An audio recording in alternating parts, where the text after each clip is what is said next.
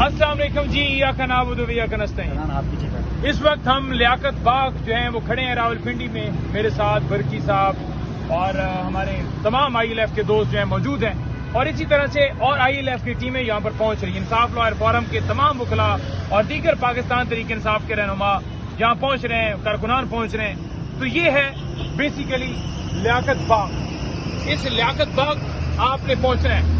جلسے کی ہم نے کال دی تھی، جس کو ہم نے احتجاج میں بدل دیا ہے، اور کپتان عمران خان صاحب نے آپ کو پکارا ہے کہ آپ نے ہر صورت 2 بجے آپ نے جلسہ کا یہ جو رکھا تھا لیاقت باغ، یہاں پر اب احتجاج ہوگا، اور آپ انشاءاللہ تعالی پورے پاکستان سے آئیں گے۔ اس احتجاج کا مقصد کیا ہے؟ جو جلسے کو ہم نے احتجاج میں بدلا ہے، اس احتجاج کا مقصد یہ ہے کہ ملک کے اندر عدلیہ کی آزادی، نمبر 2 جو ہے مینڈیٹ کی واپسی، نمبر 3 جو ملک کے اندر مہنگائی ہے اس کے خلاف ہم پرامن احتجاج کریں گے۔ اور پورے پاکستان کو یہ دعوت ہے، پورے پاکستان کو کپتان عمران خان صاحب نے واضح طور پر کہا ہے کہ آپ پہنچیں، جس میں تمام ٹکٹ ہولڈر، اسٹیک ہولڈر، تمام تنظیمیں، تمام لوگ، تمام کارکنان، تمام قیادت، سارے لوگ جو ہیں وہ یہاں پہنچیں، اور اس احتجاج کو آپ نے کامیاب کرنا ہے۔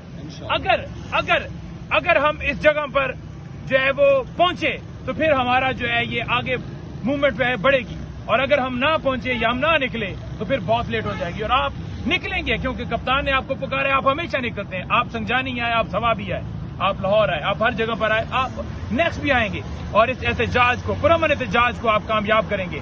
یہ آپ کی جنگ جو عمران خان آج لڑ رہا ہے، آپ کے بچوں کے مستقبل کی خاطر لڑ رہا ہے۔ آپ نے اس جنگ میں شامل ہونا ہے۔